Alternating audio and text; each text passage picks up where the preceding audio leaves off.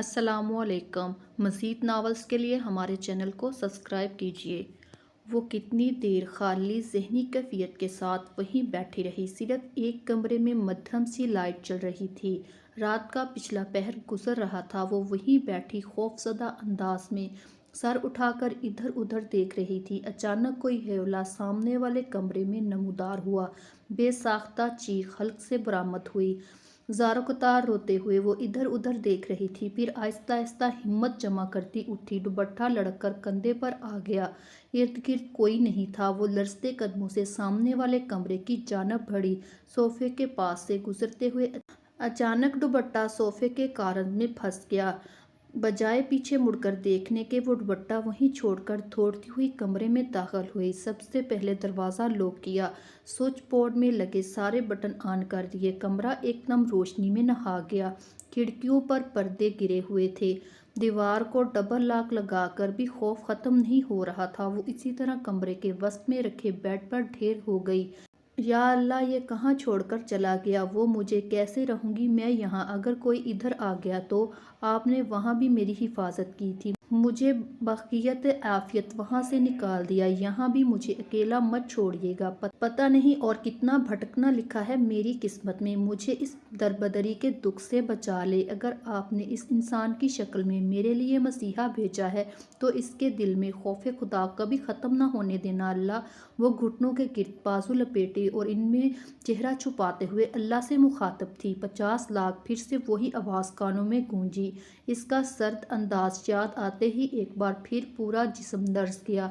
इतनी मजबूती से इसकी कलाई थामे वो कोठे से बाहर आया। कलाई पर उंगलियों के सुर्ख निशान अब भी मौजूद थे। अगर वो अच्छा इंसान है तो फिर वहाँ क्यों मौजूद था? 50 लाख कोई ऐसे तो नहीं दे देता। क्यों दिए इसने इतने पैसे? वो अब भी यही सोच रही थी। पहले इज्जत चले जाने के खौफ से रातों को नींद नहीं आती थी। अब हर तरफ सन्नाटा देखकर वहशत हो रही थी। कभी कभार सड़क पर से किसी ट्रैफिक के गुजरने की आवाज़ आती। लम्हा भर के बाद फिर से वही खामोशी छा जाती। सुनसान सी जगह का खौफ हर शय पर गालिब था। इसे फ्लैट पर छोड़कर वो बिला वजह सड़कों पर गाड़ी दौड़ाता रहा। जहन इस वक्त कुछ भी सोचने से कासिर था। रात गहरी हो रही थी। सड़क पर ट्रैफिक बराए नाम थी। वो कई कई किलोमीटर आगे जाता और फिर वहीं से यू टर्न लेकर वापस आ जाता। न जाने इन चंद घंटों में वो कितनी बार फ्लाइट के आगे से गुजरा था। अब तक कितनी ही सड़कों पर वो घूम चुका था। बेसुकूनी हर पल बढ़ रही थी। थक हार कर इसने सर स्टीयरिंग पर रख दिया। सर दर्द से फटा जा रहा था। बिलाकर रात के 3 बजे इसने गाड़ी घर जाने वाले रास्ते पर डाल दी। घर पहुंचकर गाड़ी से निकलने के बाद इसने एक चिट्टी सी नज़र इर्द गिर्द डाली। हाल की सारी लाइट्स ऑन थी। जल्द ही इसकी वजह भी सामने आ गई। नेहा, समिया खाला, सारम और मम्मी सब के बोलने और हंसने की आवाज़ें आ रही थीं। हाय दाइम, नेहा ने दूर ही से देखकर हाथ हिलाया। वो इन सब पर बगैर कोई नज़र डाले सीधा सीढ़ियों की जानब बढ़ गया। दाइम दाइम, इसे क्या हुआ? मम्मी की आवाज़ पर कान धरे बगैर वो अपने कमरे में चला आया। नेहा, जाकर देखो क्या हुआ है इसे। नेहा को तो जैसे इजाज़त मिलने की देर थी। तीर की तरह सीढ़ियों की तरफ दौड़ी। हैंडल पर हाथ रखकर दरवाज़ा खोला और दोनों हाथों से सर थामे बेड पर चित लेटा हुआ था। कैसे हो? वो बेड के साथ ही आकर खड़ी हो गई। ठीक खैरियत है? इस वक्त उठकर क्यों चली आए?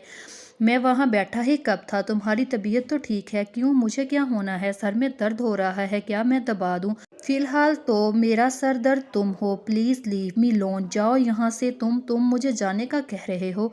अब दीवारों से तो मुखातब होने से रहा। ज़ाहिर है तुम्हें ही कह रहा हूँ। यानी कि तुम चाहते हो मैं आइंदा यहाँ पर ना आऊँ? आने की दावत तो खैर मैंने तुम्हें तब भी नहीं दी थी। Please go from here. मैं इस वक्त किसी से बात करने की पोजीशन में नहीं हूँ। वो पैर पटक कर सारा गुस्सा दरवाजे पर निकालती हुई कमरे से बाहर निकल गई। इसने ज़ोर से कनपट्टियों पर हाथ रखकर दबाया। फिर साइड टेबल के दराज से एक स्लीपिंग पिन निकालकर पानी के साथ निगल ली। एकदम कमरे में घुटन सी बढ़ गई। इसने फ़ौरन उठकर सारी खिड़कियाँ खोल दी और ख़ुद टेरेस की जानब का दरवाज़ा खोलकर बाहर निकल आया। रेलिंग पर झुककर गहरे गहरे सांस लेकर खुद को कंपोज किया। नीचे लॉन में हर तरफ हवा का आलम था।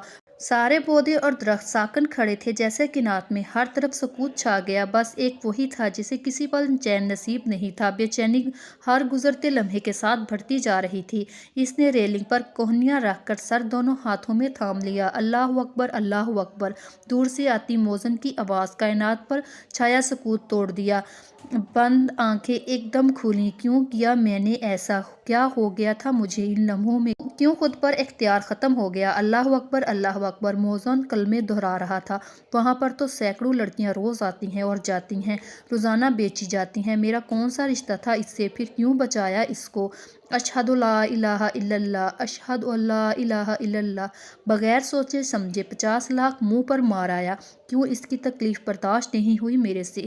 اس نے آنکھیں بند کر کر دیوار کے ساتھ ٹیک لگائی۔ ایک بار پھر آنسو سے بھری آنکھیں اور لرزتے ہاتھ آنکھوں کے سامنے آ رہے تھے۔ اشہد ان محمد الرسول اللہ، اشہد ان محمد الرسول اللہ! اذان کے کلمات کا اثر تھا یا کچھ اور؟ ایک آنسو آنکھ سے نکل کر ہلکی بڑی ہوئی شیپ میں جذب ہو گیا۔ اپنی کیفیت خود سمجھ نہیں آ رہی تھی۔ حی علی الصلاۃ، حی علی الصلاۃ! وہ کمرے کی طرف واپس مڑ گیا۔ چھوٹی سی شیشی میں سے دوسری گولی بھی نکال کر پانی کے ساتھ نگل لی۔ حی علی الفلاح، حی علی الفلاح! وہ دکھتے سر کے ساتھ بیڈ پر گر گیا۔ الصلاۃ خیر من النوم، الصلاۃ خیر من النوم!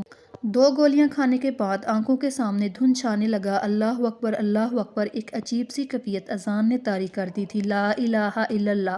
وہ سر جھٹک کر اٹھا، واش بیسن پر جھک کر پانی کے چھینٹے منہ پر مارے، ایک ٹرانس کی کیفیت میں وضو کیا۔ آخری بار نماز کب پڑھی تھی؟ شاید بہت سال پہلے۔ ہاں، انٹر کا آخری سال تھا، جب اسلامک سینٹر کے پروفیسر سختی سے تمام لڑکوں کو کالج کے ساتھ مخلوقہ مسجد میں ظہر کی نماز پڑھایا کرتے تھے، اور کتنے سالوں بعد وہ اسی رب کے سامنے سر جھکانے جا رہا تھا۔ یہ بالکل لاشعوری عمل تھا۔ جائے نماز ملنا تو ناممکن تھا۔ پہلے موبائل سے قبلہ رخ دیکھا، پھر الماری سے ایک صاف شال نکال کر زمین پر بچھائی۔ نیت باندھتے ہوئے اتنے آنسو آنکھوں میں کہاں سے جمع ہو رہے تھے وہ سمجھنے سے قاصر تھا۔ زبان لرز رہی تھی رکوع میں جاتے ہوئے، اس کے آنسو پاؤں پہ گر رہے تھے۔ وہ رونا نہیں چاہتا تھا مگر آنسو خود بخود امنڈ آ رہے تھے۔ آخری سجدہ کرتے ہوئے وہ بچوں کی طرح پھوٹ پھوٹ کر رو پڑا۔ ایک سکون تھا جو رگِ جان میں سریت کر رہا تھا۔ دل پر پڑا ہوا بوجھ اتر گیا۔ نماز کے بعد دعا مانگنے کی ہمت نہیں۔ وہ وہیں شال پر بے خبر سو گیا۔ دوبارہ آنکھ دن کے 12 بجے کھلی اور وہ فوراً سے گھڑی دیکھتے ہوئے واش روم کی جانب بڑھا۔ ممی جلدی سے ناشتہ لگوا دے۔ آدھے گھنٹے بعد وہ بلیک ٹوتھ پیس میں سلیقے سے بال جمائے بالکل فریش سا سیڑھیاں اتر رہا تھا۔ اب تو لنچ ٹائم ہونے والا ہے، کچھ دیر ٹھہر جاؤ۔ نہیں، آپ ناشتہ لگوا دیں، مجھے آفس جانا ہے۔ آلریڈی اتنا لیٹ ہو چکا ہوں۔ کیوں، کہاں رہے ساری رات جو اتنی دیر سے آنکھ کھلی؟ اب بولنے والی نیہا تھی۔ تم سے مطلب؟ مستقبل میں تمہارے سارے مطلب مجھ سے ہی وابستہ ہیں۔ اس کی بات پر بے اختیار مدھم سی ہنسی دائم کے لبوں پر بکھر گئی۔ ویسے کب تک یہاں پر پڑاؤ ڈالنے کا ارادہ ہے؟ تم سے مطلب میری خالہ کا گھر ہے، جب تک مرضی رہوں۔ مستقبل میں تمہارے سارے مطلب مجھ سے ہی وابستہ ہے۔ نیہا نے غور سے اسے دیکھا۔ آج پہلے والی شوخی غائب تھی۔ آج رہنے دو آفس جانے کو، اتنا اچھا موسم ہو رہا ہے، کہیں باہر چلتے ہیں۔ نیور، آفس سے آف نہیں لے سکتا، ڈیڈی نے سختی سے کہا ہوا ہے۔ ہاں، جیسے آج تک تو تم ڈیڈی ہی کی مانتے آئے ہو۔ ظاہر ہے جس دن اپنے منوانے والی مل گئی تب اس کی بھی مان لوں گا۔ فی الحال تو ڈیڈی کی ہی مانتا ہوں۔ نیہا کا دل سکڑ کر پھیلا۔ تو اب تک ملی نہیں اپنا آپ منوانے والی؟ اس نے بے چینی سے پہلو بدلتے ہوئے پوچھا۔ پلیز مجھے چھوڑ دو، میں ایسی لڑکی نہیں ہوں، خدا کے لیے مجھ پر رحم کرو۔ آپ جو کوئی بھی ہیں پلیز میرے ساتھ ایسا مت کریں، مجھے ایک دلدل سے نکالنے کے بعد دوسری میں مت ڈالیں۔ نیہا کی بات پر سوچتا رخ ایک دم کسی جانب مڑا۔